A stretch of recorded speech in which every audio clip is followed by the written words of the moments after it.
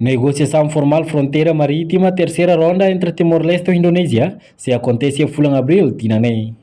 Primeiro-ministro Kerala Sanana Gusmão informa aos jornalistas Sira, foi reunião semanal com o presidente da República José Ramos Horta e o Palácio Presidencial, quinta-feira e a Loran Ronulo recensia fulan janeiro, tinanei.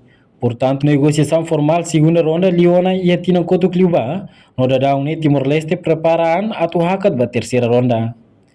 No reunião ne, primeiro-ministro Mos relata ao chefe de Estado com a terceira ronda da negociação fronteira soberana entre Timor-Leste e Indonésia, nebe se realiza e loron do nulo recém-hat em abril tinang nei.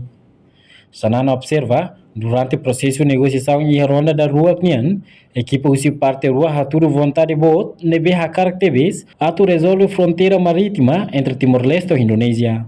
Obrigado também, vamos informar a Presidente, terceira ronda, se a rua 20 a 24 de abril. Segunda ronda é a Geórgia, terceira ronda seria abril. Fevereiro e da Liga Russo, março e da Liga Bottle da Liga Russo, abril só depois de embarcar valeu numa fila de votos. E me lá não sei.